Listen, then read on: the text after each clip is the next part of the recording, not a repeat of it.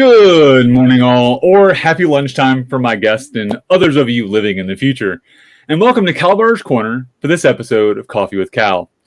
I am Baron Kal-bardr Gellir, Companion of the Meridian Cross, Companion of the Argent Comet, Companion of the Compostella. Who goodness gracious, I'm tired today, guys. Companion of the Palmer's Lantern and Reaper, coming to you live from the southwest outpost of the Barony of Southbound here on the beautiful southern coast of Meridies. Now, before I introduce my guest today, I do want to send a special shout out and congrats to a recent guest here on Kal-bardr's Corner, and now the Princess of Glenalvin, Her Highness Jaquette, and of course, His Highness Axel. Vivat, guys, I was so happy to get to be there with them yesterday and see their win and win some loot because of it. Yay, gambling. So shout out to them, and I'm looking forward to their reign here if something ever happens to His Majesty Connor. And not to be left out, to my fellow SCA YouTube hosts from the Sisters interview, the current Queen of Antir, and now her sister, Ashoxi, as the Princess of Antir, and her husband, Octa. Again, just amazing to see people that I know sitting on thrones and having really great days. So shout out to Ashoxi and Octa as well. Now, for today's show, folks, we are in for a good time, or a time. We'll say that. It may not be good, but we're going to get through it. So just buckle up and get ready, because there's no telling where this is going to go. The West in Atlantia calls him Viscount, but his friends, or sometimes foes, call him Uncle. Soon to be one of the hosts of Three Former Fat Guys. Welcome to the show, Viscount Fearghus MacAirt. Good morning, Your Excellency. Howdy, howdy, howdy. What's up, Fearghus? Nothing much, man. Nothing much. How are you? Yeah, I mean, dude, I'm here. I'm cooking. I'm tired today, but I'm here. If you will, give us a little introduction, who you are, where you're from, and why you are, in fact, amazing. Well, we'll work on that amazing part. Depends on who you ask. That's right. I'm Viscount Sir Fearghus MacAirt, or as all my friends know me, I'm just Fearghus, right? Just Fearghus. Ants one leg at a time, right? All that stuff. I originally started in the West Kingdom, odds on 20 some odd years ago, and have semi-recently now moved to Atlantia, and absolutely love it here. It's a great kingdom, great people. I get asked all the time, how do I like it? And I'm like, it's like I grew up here, so I can't complain. As far as awards and stuff like that, I'm just that guy, right? I've been around forever, right? And luckily enough, many people have sought fit to think I was cool. So apparently the ruse is working. But other than that, I just like to have fun and hang out. And sometimes I get into my cups and let my thoughts come out. And sometimes people don't like it. But whatever, I have stories too, so I mix them both. It's true. So I have to give you credit, as you were the only person on Kal-bardr's Corner that I've ever had to use the mute button on. So you have the credit of that one, currently. You're the only one so far I've had to use the mute button on. I'm out. Yeah, he has achieved. So, all right. So if you're out there watching, let us know you're watching. Tell us who you are, where you're from in the comments, because I can see a fancy number up top, but don't know you're there till we see you. I do see Ask the Knights live out there, which means I assume Logan's watching. Good morning, Your Excellency. And Ask the Knights. Stupid squires. God. I know, stupid. Those squires, they get all uppity over there, man. They do, don't they? Like, look at me. I have to say, I will be happy come next Saturday when Logan is elevated, because I can then claim the sole SCA YouTuber that's a non-peer. I think at this point, I'm the only one left. So, all you other fancy folks got peerages, and I'm sitting here being all awesome. So, just saying. We love you out there, Logan. Looking forward to seeing your day, man. I can't be there for it. So, all right. Before we get into the show proper, because we got some fighting talk to do, no surprise here, we got to talk about our coffee. So today I was feeling fancy. I'm drinking the Gran Aroma from Lavazza, and it's from Italy. Apparently, that's a fancy bag. It looks bougie, and I love it. Just a good plain smooth roast. Added a little sweet cream to it, and of course, out of my Feed the Ravens mug from my Westie Besties. I can't enjoy my coffee without that. What about you, Fearghus? What you got over there? Well, just like you, I decided to go fancy today, and seems as though I'm from the West and the Bay Area and all the fancy stuff. I am drinking Les Folgers with a sprinkle my sprinkle of what am I saying? It's just creamer. Like I'm so down. Whatever. I don't drink fancy stuff. Coolest part about mine though is the mug. Where's the mug? There it is. Oh, hold on. Yeah, there it is. Right. Oh, nice. One of three, and the other two will know if they ever see this. Right. This is the Cerberus mug for the. One of the things I love being is the longest reigning Queen's champion in the SCA, because myself, Helga, and Helgi were the three Queen's champions for Vera, who was queen for what is that, like 2 years or whatever? Yeah, the entirety of COVID that we're still in, like. But other than that, right, I'm dead. Right there's proof. Completely down to earth guy. I was like, I'm just gonna drink my coffee. I was going through that because, like, I've got a selection. Like, I keep a shelf of coffee. We literally have like the liquor shelf and the coffee shelf in the living room. Like, I keep the coffee in there. I was going through. I was like, that one looks good. We'll go with that one today. I try to vary it up a little bit. I need to get better, right? Like, and I love my coffee, but right now I'm just like, as long as it's got caffeine, like it works, right? All right, so let's dive into our topic, man. Let's talk. So we're two fighters. We're talking about some fighting today. So you came to me with the topic of the small pond, and I went, oh, Fergus has got some thoughts. So tell me, give me your theory, and then we'll dive into some details on it. My theory comes with a little bit of a backstory, because it's me, right? Everything has a backstory, and it comes down. To make it really fine right now, and then I'll tell the backstory, is you're only as good as what you see, right? As where you're at. We get this false sense, and I had a weird false sense, and I give props to Jeffrey Scott, Viscount of the West, great guy, love him to death. But for years, right, I was mid-level fighter in the West Kingdom, still am a mid-level fighter out there, but I was always just down on myself. And Jeffrey Scott for years would come up to me and go, you need to go to Penzic. You need to go to Penzic. I'm like, Jeffrey, I can't go to Penzic, right? I'm poor, right? I don't have the money. And it came down to, at one point, Jeffrey Scott offered to pay for my flight out to Penzic, right? And I'm like, wow, like, you're for real? And he goes, yeah, you need to go to Penzic. And I wasn't able to go that year, but the following year I went. And I realized what he was doing. And I realized what it meant. I was really down on myself because I didn't feel I was doing well. I didn't feel like I was a decent fighter, but it's because I was fighting in my world at the time, the greatest on the planet, right? So everything that we do, these guys made, right? So it would be very much like I'd fight and I'd do all my stuff, and they'd, oh, that's so cute, and they'd pat me on the head, not mean, but it was very much like they weren't going to see anything new from me, and they were pushing me and making me better. I go to some place where I didn't know people and people didn't know me, and I was able to actually exercise those tools that I had and see that I was better than I thought. And it was that realization, and this is the small pond thing, right? If all you do is go to the same practice every week and you fight the same guys every week, or I'm sorry, please excuse me, if you fight the same people every week, you can't tell where you're at because you're both growing at the same level. Right? Like there'll be a little bit here and there, but you're both going to grow at the same level. You need to step outside that pond and go to a different practice. And the farther away you can go, in my opinion, the better off it gets for you, because you're going to see new stuff, and you're going to get to do all the things you've been wanting to practice, but everybody at practice sees. Right? Now, in thinking about this topic over the last, month or so that we've been talking about doing this, I realize how difficult that makes it right now, because let's be honest, right? Going someplace else is expensive, right? Like it just doubled in price and to travel and to go and do things. Sean does a wonderful practice out in Artemisia that you can go to, the spring training at the XP Ranch. Yeah. Right. And that's wonderful.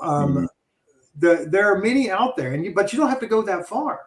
Right? Look around your local area. Go to the practices you don't go to. Something that Sir Leotolf in the West came to me about a while back whenever I was living out there. I was living in Wolfscarn, which is Santa Rosa area in the Bay Area, but it was like the northern Bay Area. He's in San Jose, and we had another practice. And those three practices, once a month, two of the practices would go to one of the other ones. Mhm. and would help with that small pond thing, because you would fight at this, we would all meet together, we would fight at this one practice, and you would take your stuff back home, and you had 3 weeks to work on stuff, Right. on what worked and what didn't work and things like that. And we saw these giant leaps in people's abilities and confidence and things like this, because they realized that they weren't because when you get to a practice, you're one of two people most of the time. You're either the guy that's killing everybody at practice, or you're the guy that's getting killed at practice. Right. Right. And one of them, you get overconfident and think, oh, I can do anything. And you show up to Crown, and next thing you know, you get beaten to the ground like you're nothing. And you're like, what's happening? I was killing everybody at practice. Or you get beat up at practice all the time, and you have no confidence because you're like, well, what do I do? Like, what can I do? And it's that getting outside that pond and seeing that, okay, this is where I actually am at. And Right. for me, it was going to Penzic, right? I'd been fighting for so long that I was going to Penzic and being like, oh, I don't suck. I'm not the greatest in the world, but I could see where these things are working. And going back to the West Kingdom after that, it completely changed my fighting, because I had a better idea on who and what I was and what I could improve on. And so that's kind of the small pond thing, is to challenge people that if you can set up, we call it the road show, I think, if I remember correctly out there. Contact the local practices within an hour and a half or 2 hours of yourself and say, hey, once a month, can the three of us get together at a central location and have a practice? Right. Once a quarter, right? And just something so you can get a better judgment of who and how you're doing and what you're doing in your fighting. I've been rambling a little bit, so no, you're good. So I think it's really interesting. So I'm glad I let, because so occasionally I'll sort of introduce the topic. I'm glad I let you do that, because you went a whole different direction with that than I expected. Matter of fact, the exact opposite of what I expected. Because I talked to some people about this topic, over the last couple weeks as I was discussing it with fighters and things. And most people down here that I've talked to about it go the other way, where it's the idea of you think you're really good until you get out of your small pond, and then you realize you're not as good as you thought you were, right? So you're the top of the heap. Mm-hmm. You become the big fish in your small pond instead of the other way around. So that's really interesting, because I've seen that with my fighting, where I'm like, I was getting better, and then I went to Gulf Wars and got smoked. And I was like, oh, got it. Okay, I'm an idiot. I thought I was getting better, and I was. There's some things I've done that have been mechanically better, but like the tricks I learned weren't as good in there, because I learned them against those guys. Because I learned them, not the other way around. So seeing new fighters, it didn't apply as well. So it's really interesting, because you do get some different mentalities. But like when I went out to Artemisia, right? I went out to a whole brand new group of fighters, whole brand new, doing this, the Duke Shawns of the world and Timur and that crowd. I came back with some things that work out there, but did not work here. Yep. Yeah, they're like, nope, that's a dumb thing. Like Timur was trying to get me to fight Madu with it down at my side and the whole thing, and it worked there, but it's trash here, and it's because fighting styles are different, right? And so I think you learn things like that when you get out of your bubble, wherever that bubble is, whether it's just an event or just a 1 hour either way. You pick up one new skill, one new technique, one new little bit that allows you to see the world differently. Even if you don't change what you do, you've now exposed yourself to that. And I think to extrapolate from fighting a smidgen on this, I think it's also useful in our sort of overall SCA careers, because you see how the SCA functions in different places too. And you see some of the culture differences, even just an hour away from you. Those same mentalities apply both to fighting and to non-fighting, and it allows you to sort of expand your horizon a little. Well, and the thing is, like you were talking about with Timur, right? And fighting with the Madu down to the side. I would challenge you on that, in the fact that that's a different style, and people where you're at haven't seen it. So they don't know what's going on, but you now get to take that thing and either put it in your book, which I really advise, like get a notebook, get a pencil, take it with you to every practice, write this stuff down. Cause I don't know about you guys. I put my helmet on and 10 IQ points are gone, and I've only got 12. Right. So just two brain cells rubbing together up there. It's all it is. Write it down and review it later. But later on, you'll be able to take that thing down at the side, that now you have that in your book, right? Or in your tool chest. And you'll find another tool, and you'll be like, wait a minute, if I take these two tools and touch them together, now it works for me here, right? And it's learning those things. It's those things you don't normally see. We get stuck in our rows, and it's like, this works here, right? Something I found here in Atlantia, where I'm at, that it works great here. Everybody here, we're very Southern, right? We love it. We're toe-to-toe fighters. Like, here's the line, right? Toe the line. We're doing this, right? The first time I went out and went to practice, we started fighting, and I'm like, I have no defense because I fight with a stupid stick and a sword. So I'm running around like a chicken with my head cut off, just trying not to get hit because it's painful. And they're like, what's going on? And for the first couple practices, it worked great for me. And then they started, oh, wait a minute, we're moving. And then they started cutting it off, right? They started cutting off my lanes and things like this. And I started, okay, I need to be a little more toe-to-toe at certain points. So we're both gathering that information, but it's that bringing in of that knowledge and allowing it to grow. Because if you stay in the same pond, you either become that big fish like you were feeling, right? That big fish in that pond. The other side was where I was out in the West Kingdom, I'm fighting great dukes and grand dukes and these monsters that we talk about. And no matter how good I was getting, I didn't feel I was doing well. Right. But it wasn't that I wasn't doing well. It was the fact that they had just seen it all, right? I'm trying shots that I just learned with the guys that developed the concept. So like, we try the Bellatrix snap against Duke Paul Bellatrix. Like, that's you're like, well, this is stupid. Like, they'll hit you in the face and go, that was a good attempt, but you should change it, right? And it's wonderful to see that and to have that ability, but it's that learning, right? But I take that little thing and I go out to Atlantia, or I go to West Ontier, or I go to someday hopefully Gulf Wars, and that thing changes, and that's how we get that better. And then we can take those little pieces of food that we get at other practices and other fighting and bring them back to our pond, right? And feed all the other fish.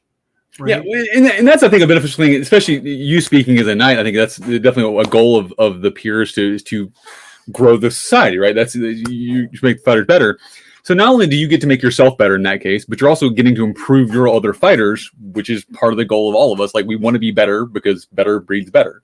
Iron sharpens iron. It's the thing. Exactly. So I think that's an interesting thing. The way to look at it too is it is good for you as a fighter to be better, because then you can go win crown lists or whatever your goals are.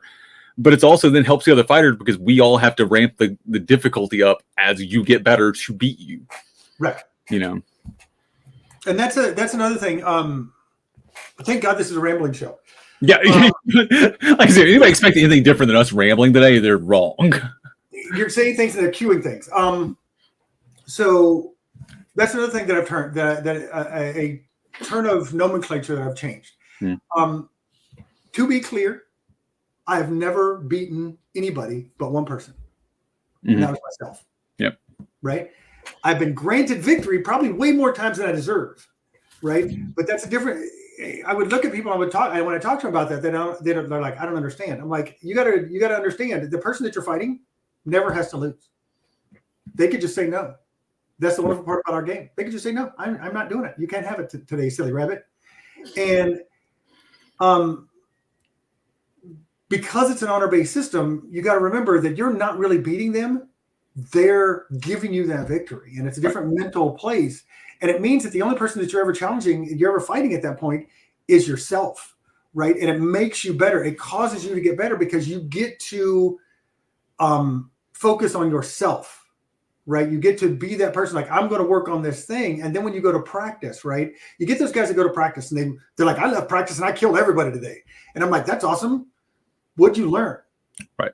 And it's like, I'm like, exactly, right? So really, you lost to yourself because you got nothing to work on. Like, I love to lose. I love to grant victory because I'm like, woohoo, something new, something I didn't see before. I get to work on that, right? And it's those different mentalities, right?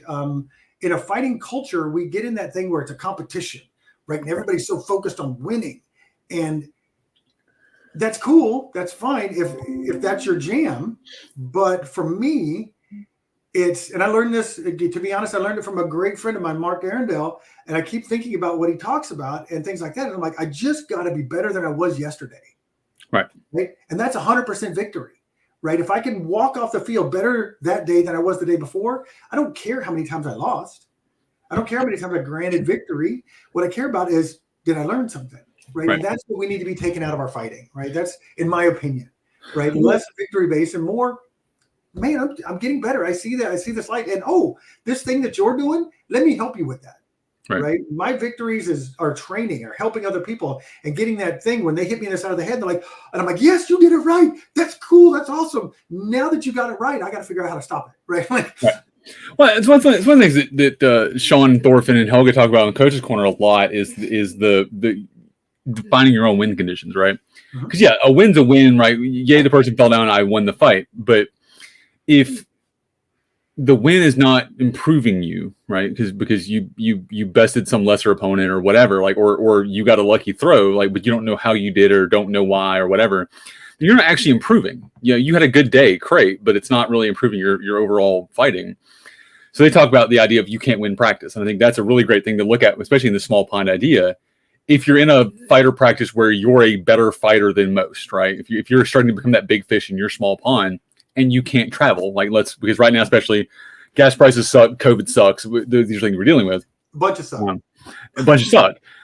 If you can't do those things, then start, I'll use the word handicapping yourself, but define a win condition other than just win, right? I know a lot of folks will do if they're people who are good at throwing leg shots, like right now, that's the thing. I'm starting to get better at throwing legs. I'm hitting people in the leg consistently. So when I go to practice, I won't throw leg shots because I know that's something I can do. So I don't need to do that at practice. I'm going to throw for heads. I'm going to throw for arms. So recently, I think I've been working on throwing for arms. I've been trying to catch sword shots coming in, block the shot, and take the arm. All right, because that's the thing that I know I need to work on that I'm not doing well. All right, so I don't care if I lose 100 times that day. If I took an arm, I've now defined my own win condition, and I won my day. That was my goal. And see, and I picked this idea up years ago from Sir Sagan. I went up to Alaska. Thank God I was able to travel. Went up to Ortha, and the Orthans bring in Sir Sagan at least once a year to do a training. And I was up there, lucky enough to be there. And at the end of the whole time, he was talking about practice and about in the Western culture, we would have mini tournaments every Sunday, right? Like you'd go and you'd fight, and that's it, right? And like at the end, you wouldn't be any better because you were fighting a tournament all day. And at the end of the thing, we all sat around this big kumbaya circle, which is amazing. And they're like, "What did you get out of this practices that we had?" And I'm like, "I got the word practice." And I went back, and the funny story is there was a gentleman that I'd been training for years to fight, and at practices I was just beating the crap out of him, right? Like he was my, hey, I need to make myself feel better. Come over here, right? And I get this idea of practice. I go back. The next practice we go to, I decided I'm working on this, and this. These three things. I always go to practice with three things that I'm working on. And I'm working on them, right? And he just starts destroying me. And the practice after that was doing the same thing, right? And he comes up to me at the end of that second practice. He goes, "Ferguson, you all right?" I'm like, "What are you talking about?" He goes, "Well, yeah, normally I don't do well against you. And I've just been killing you the last couple of practices." I'm like, "Yeah, dude, good on you. That's awesome." Right. And then Cornet was 3 weeks later, and this has happened for 3 more weeks, right? Cornet came 3 weeks later. We get called against each other second round, and I watched him walk out right now for 4 weeks, 5 weeks. He's been, I figured Fergus out. We go out at Cornet. All of my tools are in the bag, right? That's 100% fighting, right? Now I'm at a tournament, and they say lay on, and 3 shots were thrown. He threw 1, I threw 2, hit him with both. He hit the ground. And he's looking up at me from the ground like, "What happened?" And I reach my hand out, and he grabs my hand, and I help pick him up. And I'm like, "How's your practices going?" He goes, "Oh, you bet." I'm like, "Exactly." The following week, he shows up to practice. I'm like, "Hey, how you doing today?" He goes, "I'm here to practice," right? And he had his 3 things. We talked about it that day. He had his 3 things, and we were working on them, and it became a practice, right? I will go to practice, and I will lose, right? I will grant victory every fight, because I'm trying something, right? Kyriak, he's one of the people here. He said he's listening from Sweden or someplace. Listen. He's watching from a ship going to Denmark. Yeah.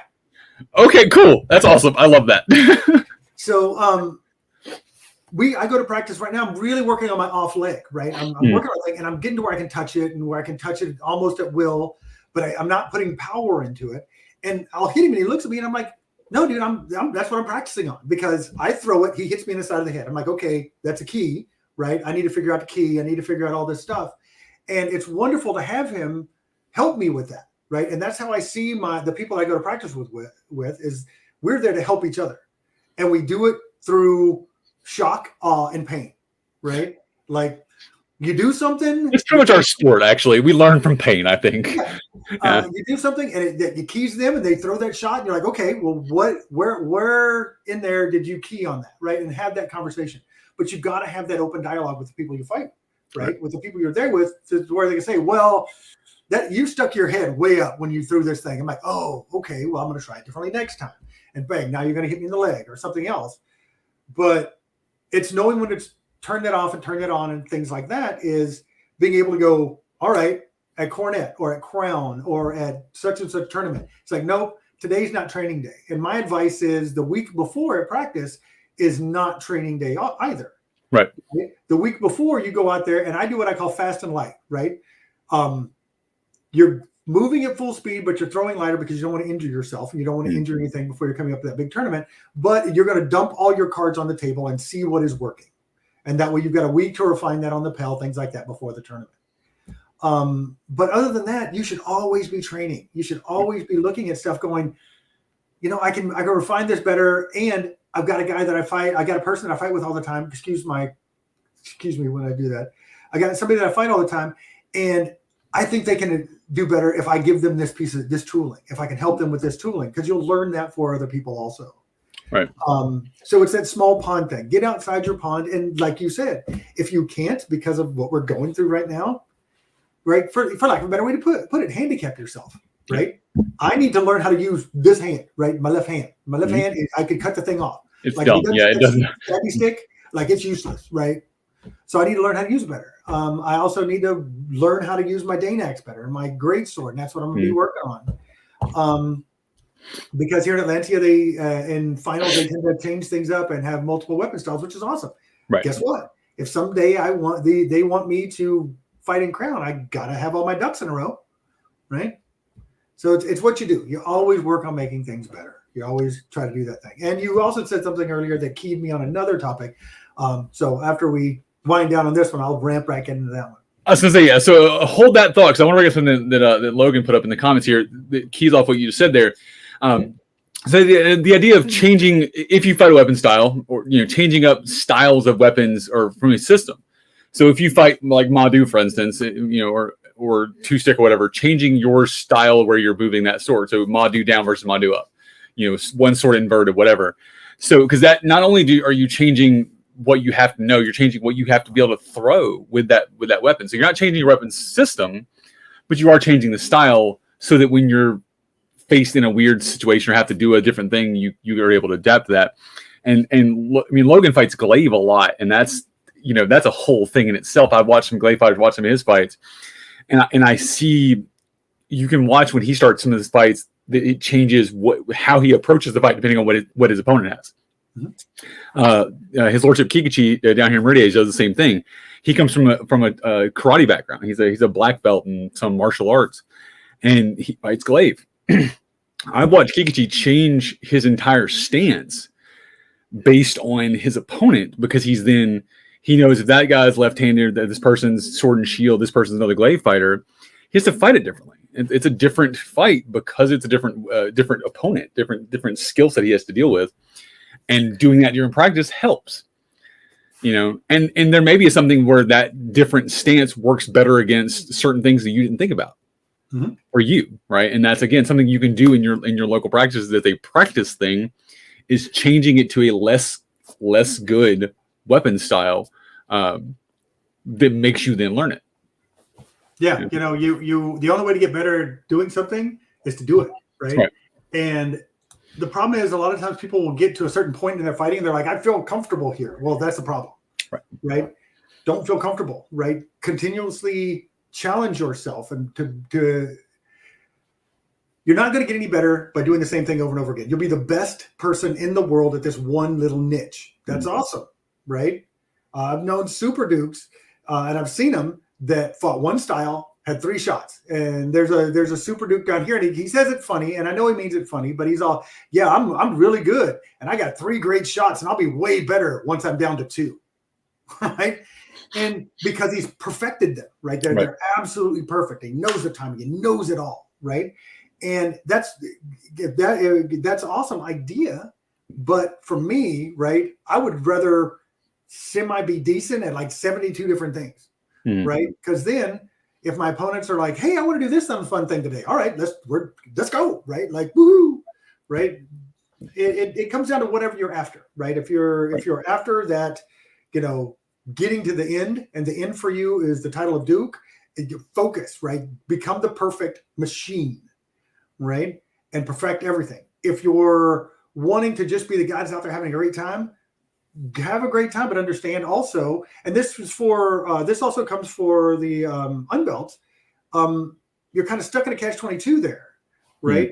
Me as a knight, right? I can do whatever, right? I've already got the tchotchke. Like, here you go, Merry Christmas. Right now, I can always pawn it off on, I'm learning a new thing. Where unbelts, they're put under this pressure all the time, right? Of you're being watched, right? Like there's a giant white cloud hanging over your head, right? And I try not to do that, and I try to counsel my brothers and sisters not to do that, because I just want them to have fun, right? If you're not enjoying yourself, this sport is stupid. It is the most idiotic thing on the face of the planet. Why are you going to get hit in the face with a stick, right? Come on, right? They're not cool, all right? There's better ways to spend a Saturday, let's frankly. Yeah. And most of them, if I'm not getting hit with a stick, involve beer and meat, right? Like, that's awesome. Yeah. Love it, right? And a lot less painful until the next day, right? That headaches. So hangover's still a problem, but yeah. But it's that thing where if you're not enjoying what you're doing, don't do it, right? And that kind of, if I may kind of spin that off into something else, another thing we tend to do is we rob our victories. And you said something earlier, and it was perfect. We were talking about something, you said, oh yeah, blah, blah, blah, and you get lucky and throw this shot. I would counter that no shot thrown is luck. Did you mean to throw it? Right. Is this attached to this? Yes. So you meant for this to go that way, right? Something caused that to happen. So that's not luck. That's a determined action. Right. Your opponent, the person you're fighting, made a mistake, wasn't in the right spot, wasn't anything else, but it was not luck, right? You did your job. We rob our victories and have our victories robbed from us, and it's unintentional most of the time, right? I have done this, and I try not to do it now, where somebody goes, oh yeah, I fought you and I got lucky and did this. I'm like, oh yeah, I made a mistake and and you got lucky. And I'm like, wait a minute, hold on. They didn't get lucky at all. Right. They deliberately threw that shot, and I was not in the right position. So there was no luck there. Stop robbing your victories. Sure. Stop taking that from yourself. So right? I guess I say it that way, and here's why I caveat it, because I agree with what you're saying. I think if you're right, there's probably some training, and I'll probably talk myself into this in a second, but I feel like it's luck, whatever, chance, it's a thing, or my opponent made a mistake, which is I'll give you as well. When I don't know where the shot landed, right? That's my problem right now that I'm sort of dealing with is I throw shots, and I'm throwing them based on instinct, based on lizard brain, based on Pell work, whatever. And the person acknowledges it, but I don't know where it landed and how it landed, right? That's where I'm like, okay, I killed you, but I don't feel like I did it well because I can't tell you where it was. I don't know where the shot, I don't know where I intended it. Like, I knew where I was throwing for. And a couple times when they've talked about, like, I was throwing at their head and hit their shoulder, which means I missed, right? I messed up. I killed them. I got something out of it, but it wasn't where I meant for it to be. That's where I mean it was a luck shot. That's where I'm looking at with that. And I'm going to jump into a little bit of coachy thing here. Come on. Math works, right?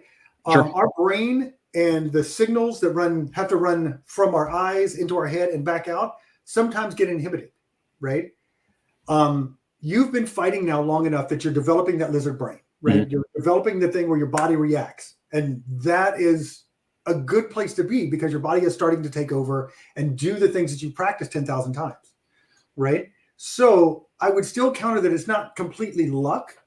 It's manipulations that you are not cognizant of yet. Right. In another year or so, as you keep at this, your brain will catch back up and you'll become more cognizant. The super high-end fighters are super cognizant of all of those things. Right. But they went through that phase of, really? Like, I went through that phase where at practice, I could tell you exactly what happened. In a tournament, I'm like, I don't know. Yeah, the stick went there, it got there. I don't know. like, I'm out. Like, your body needs to take care of this because I can't keep up with what your brain's trying to keep up with right now. Right. So it's one of those things. Because we're connected to the weapon and because we have trained, I still counter that it's not so much luck, that it's that inherent training that's happening, right? And yes, your opponent made a mistake. That's on them. It's not on you. You capitalize on it. That's what we're supposed to do. Sure. So that's another reason why it's not luck. We tend to rob our victories and we make ourselves less, right? Because we can't feel that pride. We feel guilty in feeling that pride, right? I'm not saying walk around going, I killed everybody today, but I'm like, my training seems to be working on this thing, right? Yeah. Now, if I could just get my brain to catch up, right? And a lot of times when we're fighting our buddies, like, oh yeah, you got lucky and blah, blah, blah. It's like, actually, and I really get onto unbelts about this because they're really fighting against that white cloud, right? Of everybody, there's so much pressure. And I'm like, no, you did the job, right? And I don't care if you did the job against person newbie been in 2 weeks or super grand duke that's been here since Christ was a corporal, right? You did your job. You did your training and it was successful. Accept that success. And how can you make it better? How can you make it more deliberate? How can you now use this thing or refine that tool to make it razor sharp so that then you can build it to another thing? Right? In that confidence, we tend to build ourselves up and allow ourselves to become better, right? It's the robbing of the victory where we hold ourselves back and we keep ourselves from allowing ourselves to grow because it's like, oh, well, I only beat Connor because, well, Connor did this. No. I had a great set with Duke Connor Vyson. I love that guy. The guy gave me my AOA years ago. I remember it to this day. His lovely wife gave me my Queen's Order of Grace, and I thank her for that now, and I wear it. But I remember fighting Connor recently. I can't have been a few years ago now, and we went out and I was fighting with my stupid stick, and he was king, and I was having a great set, and was loving every moment of it, and we didn't take the victories from each other, right? We didn't rob each other. Connor was like, wow, you're doing really great with that thing. You don't get to stab me with that again, right? And I'm like, oh, we'll see, right? But we didn't rob that from each other. Right. And it's something that I feel that we tend to do to ourselves and other people do to us, not intentionally. It's not meant to be mean or aggressive or angry. It's just, oh, well, you got lucky and this happened. Didn't they? No. It almost plays into the false humility concepts, and especially as people who are knights or trying to be knights, that's something that I think is preached at, is being humble about your fighting or whatever. But yeah, I could see where that it becomes a false humility when you're robbing that. I can see that. Right. And the thing is, we do it to ourselves, right? We destroy ourselves on it. Like, I suck and blah, blah, blah. And that's going back to the small pond thing, right? But everything was back to a circle, back to that small pond thing. You're robbing from yourself. You're not getting new influences, things like this. So it's making it very difficult for you to improve as a fighter and to improve as a person and everything else like this, because we're constantly smashing ourselves down, right? I'm not saying, like I said, don't walk around like you're big Billy Badass, because then you're going to run into like the Duke Connors and they're going to be like, oh, really? Right? You're not going to like when your ribs are sticking out the other side of your body, right? Like, this is your choice, right? Yeah. Because the same guy that I had that set with, I watched him hit a guy that wasn't taking shots. I watched him hit a guy one time and the guy had scale armor, and I watched the scales on the other side of his armor from where he got hit go like this because the shockwave went through his body. I was like, oh, Jesus Christ. Ooh. And it was, that's called internal bleeding, folks. Yeah. Connor, I love the guy. He has a shot. We all lovingly on the West call barbecue sauce, or they all. I don't live there anymore. I'm still getting used to that. We all call barbecue sauce because, like, oh, he's taking somebody's ribs, right? And he'll just bang and done, right? So yes, difference between pride and arrogance. I like that. Barbecue sauce. Dude, and he's hit me with it before too, and I'm telling you, like my inner child was like, "I'm sorry, I'll get up and go to school. I'm sorry, Mom." I'm sorry, Mom. Yeah, that's funny, man. All right. Oh man. So okay, I want to ask you a question as a knight on this in sort of the same idea of training. So you're talking about going to practice with some things in mind that you are in charge of your practice, right? Oh, hold on. According to Dode, you will always be a Westie Fearghus. So they won't let you go. Thank you very much, Your Excellency. I love my home. I love where I'm from, and I will be out there soon. Hopefully, as long as I don't fail the lollipop test. Yeah, don't fail the lollipop game. But thank you. Okay, so you controlling your practice, right? And it's sort of having things to work on. As a knight, do you ever go to practice and dictate things other folks to practice? So, and I ask that because I know a lot of people have talked about recently the fighter practice is turning into just tournaments, right? You mentioned there's mini tournaments, and you're right. I've started going to a practice over in Phoenix Glades, 2 hours from here, with Sir Brialthan Durame, one of our knights here on the coast, and she started organizing a practice that is a organized practice. She's like doing footwork drills and doing sword drills, and we fight some too, and we try some things out and just sort of have regular fighter stuff. But like she's specifically, okay, everybody else line up, do these things, right? And I love that because it's pushing me outside of my boundaries and things that I'm learning. I'm learning better footwork. I'm learning better sword mechanics. Like that's awesome. So what are your thoughts on that? Like, and you as a knight, like, have you seen that, or sort of how do you accomplish that? I think that idea is wonderful. I think it's 100% wonderful because, right, little side thing, that's difficult to do with a brand new fighter, right? Let's be honest, we talked about this before the show, right? If we're going to train people how to be great fighters, the first thing we're going to teach them is footwork, right? But you're not going to take that new guy off the road or new person off the road and be like, hey, here's how you do footwork. That's not the flashy stuff, right? Mm-hmm. So it is difficult. You need that guy that's been that person that's been in for a year or two and have the bug, right? But that's the time where you grab them and you can start that process. And I love it because one, they get that structured practice. Go to any other martial arts dojo. Mm-hmm. You don't walk in and throw chops, right? Yeah. And you don't walk in and start doing hip throws. You're not breaking boards day one. They don't do that. Yeah. Exactly. You're going in and go, okay, right? Here are the basics to build upon, right? You don't build a house and then set it on a foundation. Right. Right? You build your structured foundation. And that's what that practice is there, is to help with those fundamentals, right? We only die to 4 shots. 4. That's it. It's flat snap, wrap, offside, and thrust. That's it, right? Think about all the shots in the world. Just some variation of those things, yeah. Right. Now, when it ends and it's a flat snap, boom.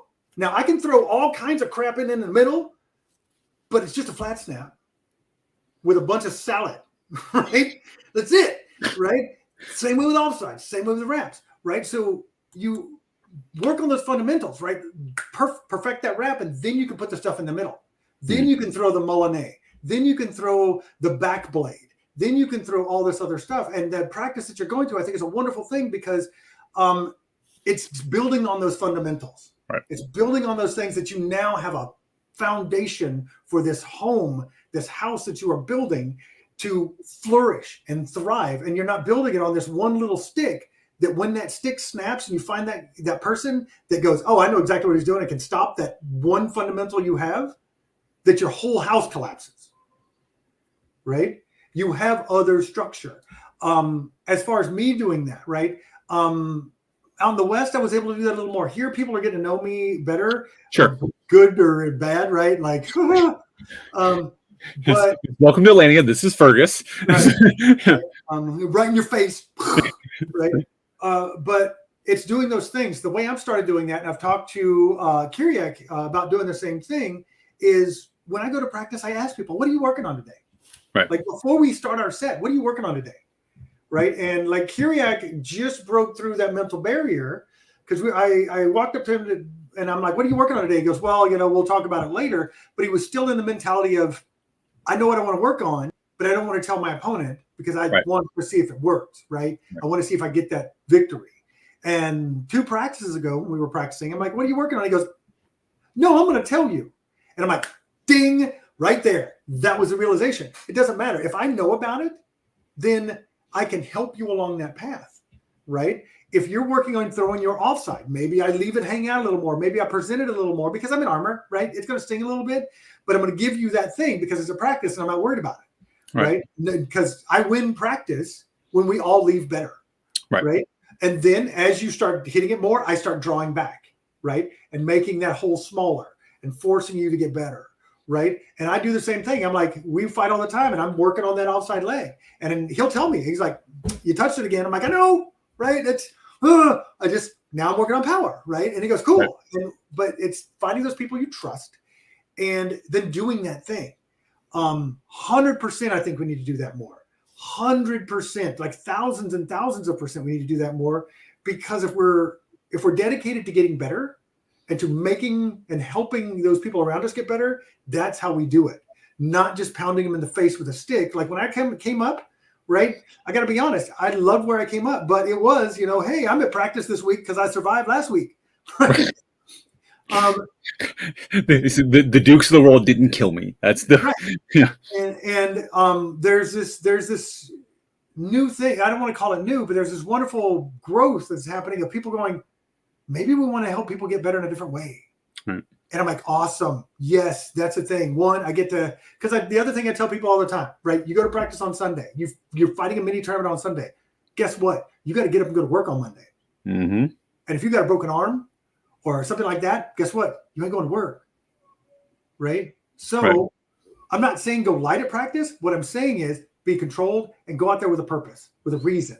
Yeah. Right? Well, it's the same as Pell work. Like you don't go out into the Pell and just beat the crap out of it. You go out and work on mechanics. You work on the stick placement. Like it's slow work for a reason. Like, or at least it should be. If you're hitting your Pell without too much force, stop. That's bad news bears. And retain's expensive. Jesus Christ. That's true. That's true. We have to get a second mortgage to get sticks. It's not great. So. All right, so we have a question coming in from that Squire from the West Kingdom. I know that guy. Oh, Squire's always asking questions, man.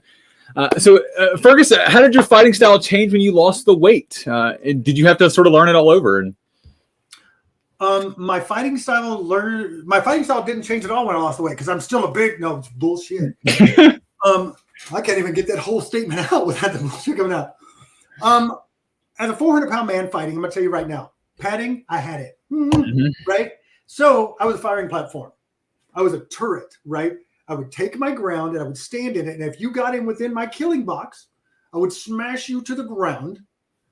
And I had no mechanics, right? But I had 400 pounds I could lay on you, right?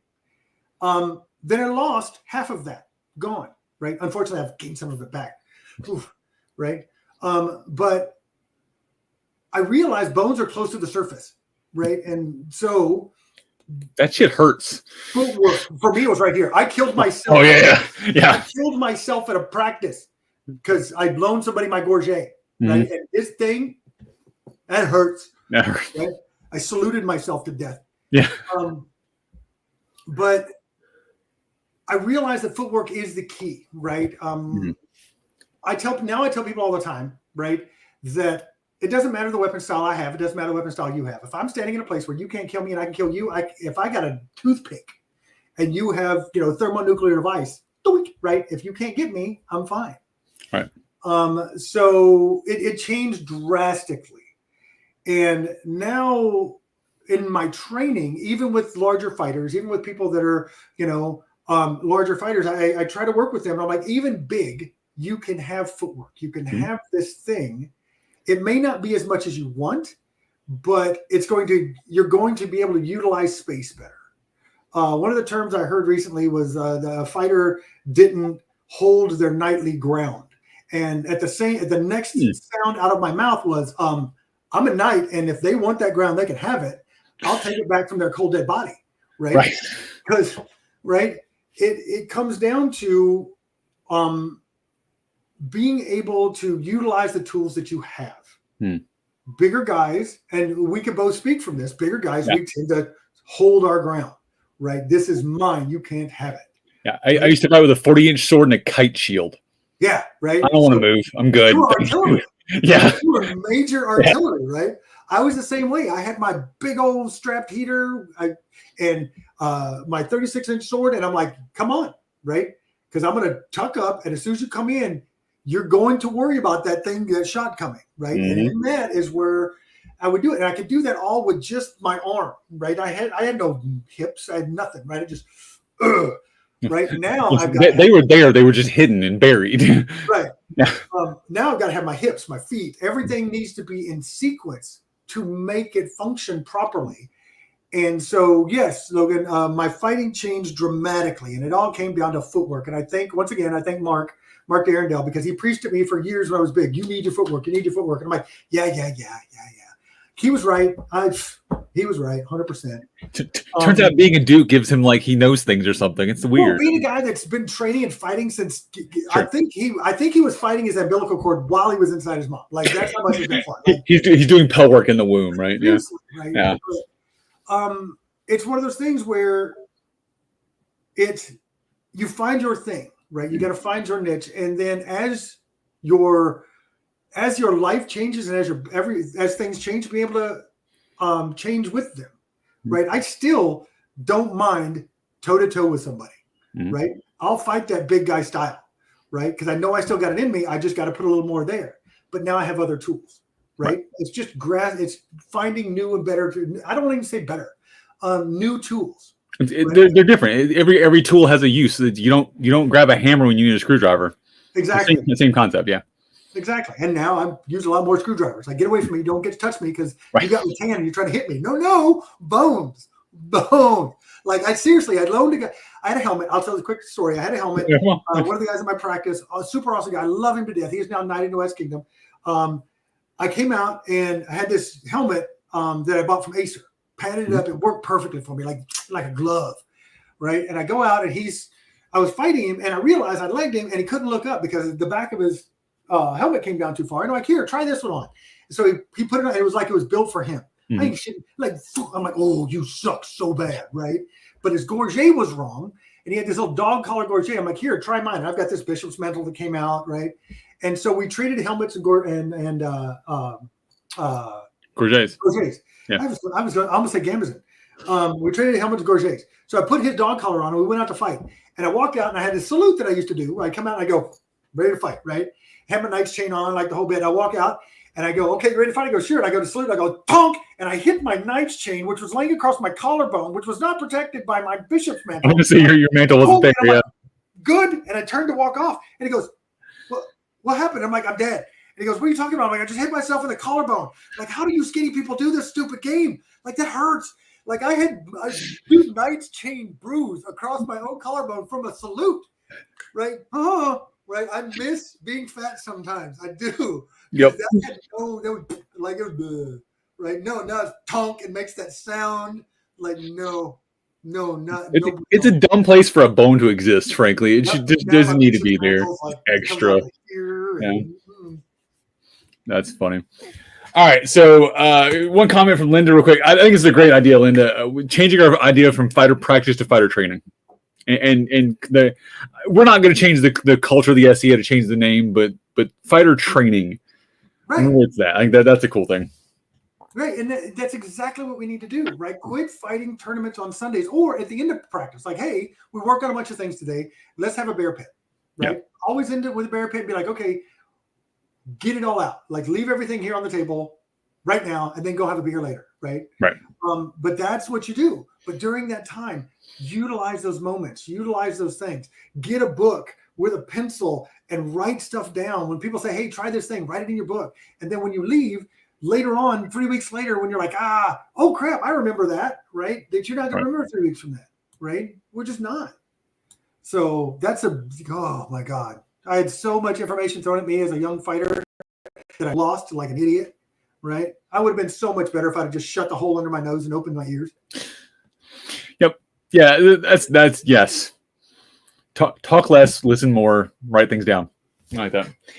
All right, let me do a little bit of show plug since we're at the hour, and then I'm gonna have to get a Uncle Fearghus story from you before we go because we can't leave the store without that. So, All right, got a couple shows coming up here on Kal-bardr's Corner. Let's see. Tomorrow evening, we'll have a look inside youth activities. With host of by the Honorable Lady Isgareth, and she'll be having the Honorable Lady Adelaide with the Yafa program. Looking forward to her and Jermaine and kicking ass on another show for them. So tune in for that. And then next Sunday, so we will not have Road to Retention. Remote and I will both be out of pocket for that weekend with crown lists and Kingdom 8S's and things. But Master Aslak the Awful from Artemisia will be joined by his first guest, and I have the wrong graphic up. Give me a moment. Let me pull that up. 2 seconds. All right. Anyways, it's on the thing. So Aslak will be up for his first show for Rekindling the Magic. We had to reschedule the original guest because of the event. So we put a new one in there, and I'll get that graphic up later. So I got the wrong one. I still have the old one. And then, of course, the following Sunday, we'll be back with Coffee with Cal. I don't have a subject for that yet. So if you're out there and have a Coffee with Cal subject, have a thing that really grinds your gears, jump on here. And I'll say this. Let me just put this out in the ether. If you're planning on fighting in a crown list anytime soon, being on a show with me seems to be helpful. I'm just saying, it seems to be a pattern recently. A lot of people who've been on my shows have been winning crown lists. Woo! I get to be king. Yeah, so I'm just saying, Fearghus, there's some credit for you. Go win crown list now. Dang it! This better hold over. It is. I mean, it's happened a bunch, so I'm not saying it's me, but it might be me. So, which means I'm never going to get to win crown list because I don't win on my own shows. That's apparently. Okay, so Aslak just corrected me. So it is Baron Hightower. I thought we had rescheduled that, but it is Baron Hightower. I had the right graphic. Thank you for that, Aslak. So we up for creating ambiance with Baron Hightower. One of them got rescheduled. I don't know. Words are hard. Brains are hard. I've been hitting the head since recently. All right. Other than that, let me Patreon thanks. So if you want to join us and support everything we do here on KK Productions and all the channels we support, which is now like 3 different kingdoms and Coach's Corner and a couple others, check us out on Patreon, patreon.com/KK Productions. Get some awesome rewards and join our grand wall of patrons. You also can check us out on Redbubble. Search KK Productions. There it is. Search KK Productions on Redbubble. There's some stickers out there. And check me out on TikTok at Kal-bardr. All right. Fearghus, story time. Give me an Uncle Fearghus story. All right. Well, one of my favorite stories to tell because we both tell it from 2 different perspectives. In the West, they have, or I was part of what we used to call Fighter TV, right? Mm-hmm. And it was Thorfinn and myself, right? But it was funny because it was how we told stories, right? Thorfinn would tell a story. And his stories would always start. I was standing there killing people like the plague, no pun intended. And then I saw this cool thing. And my side was I was laying there dead and saw this really cool thing, right? So you got the 2 sides of the story, right? Well, I'm now going to tell a story about Thorfinn, one of my favorite stories to tell. West Frontier War years ago, right? They had these castle walls that they had built. They were plywood castle walls, and they would butt together. And Antir was on the outside, we were on the inside. And Thorfinn, when he goes to war, and I stole this from him, I took a class from him, I stole this from him, he would always take out his skirmish axe, a Dane axe, and a pike, right? And always wore gauntlets. That way, anything that the king needed of him, he would do the job, right? He was there to do the job. And now that's what I do, right? Same setup. Don't fix what ain't broke. So they say lay on. Thorfinn gets up to the wall. He starts piking people. Bang, bang, bang. Well, at the beginning of the lay on, you see this guy on Antir's side, like hell-bent for leather, running, like straight at the wall. And he dives at the base of the wall. And you see him slide in, right? There's dust. Boom. And he lands, right? And then nobody sees this guy. We're like, I think he hit his head. Like, but screw that, right? He might actually be dead. We should probably check on him. Thorfinn's sitting there at the top of the wall, and he's piking, just killing people. And all of a sudden, you see this set of gauntlets go. And you see Thorfinn, like, look, like, what the fuck is that? What's going on? Because it's reaching up and trying to grab a hold of Thorfinn's pike. Mm-hmm. Looking, and he, I must have seen something, right? Back to killing people. Right? And you see the set of gauntlets. And Thorfinn, right? So now he's not even looking at the people he's piking. He's watching the top of the wall, right? And all of a sudden these gauntlets come up and they grab a hold of his pike, and he goes, "Ugh," right? And he snatches his pike back, and he turns and just walks away, mad as hell. The last dude you want to piss off, right? Thorfinn the Cruel for a reason. Right. He has that name. I am dead, right? So I'm sitting back on a hay bale watching all this happen. Thorfinn walks back and he throws his pike down and he picks up his Dane axe, right? And I see him turn and he looks at the wall, and there's where the two walls meet. I'm trying to get my hands here. Where the two walls meet, that crack right here, you can see a little bit of this guy's body, right? And I see Thorfinn. He takes both hands. And he goes, shh, and his hands come above his head. And he runs full tilt as fast as he can at this wall. And you see this axe come down, whack, on the other side of this wall. And all you see on this from our side is his hands, and this guy's hands and feet go and just clap, right? And I'm like, oh my God, you just turned that man into a taco. Like, holy shit. And now, mind you, Thorfinn is standing there, pikes going, none of them touching Thorfinn. And he looks over the wall like this, looks down at this guy. And he goes, huh. Turns around, walks back, throws his axe back down, picks his pike back, and goes back to work like nothing happened. I'm like, dude, oh my God. Like, I'm not kidding you, man. All you saw was hands and feet go, and just me. They made that sound. It was a human being that he did this to. I think "was" is the key word there. He was a human being. I found the guy later, and he just walked around like, oh. I'm like, dude, don't. I would not advise that. That's not a plan. Yeah. Not a plan, right? But yeah, dude. Oh my God, that was the just watching that shit happen, and I've seen shit like that my entire SCA career. Just so much fun, so much fun. What else? That's it. No, so I was going to use that as a precursor. If you want to hear more stories from Uncle Fearghus, and of course our other guest James the Holy, who is currently failing the bad lollipop game, so we had to reschedule the show. Licking lollipops. Yes, stop licking lollipops, guys. It's bad for you. Tune in. We'll be back on 6/16 for our fresh episode of 3 Former Fat Guys. So looking forward to that and hanging out with more Fearghus. All right, folks. That is an empty cup, and it is time for me to go get some food. Fearghus, I love you, my brother. You are a delight to have on as always, and I'm much happier now than we started the show. I needed this from you today. Anytime. I love doing it. I love it. Yeah. And of course, we appreciate everybody out there watching. Appreciate you guys tuning in every week and all the questions and comments out there. Keep watching. We'll keep doing this. Make sure hold on. Here's my YouTube thing. Make sure to like, subscribe, comment, push all the buttons and the things for the YouTubes. I guess. I don't know. Push the buttons. Love you guys. We'll catch y'all next week. This has been Fearghus and Cal in Kal-bardr's Corner. Have a good day, everybody.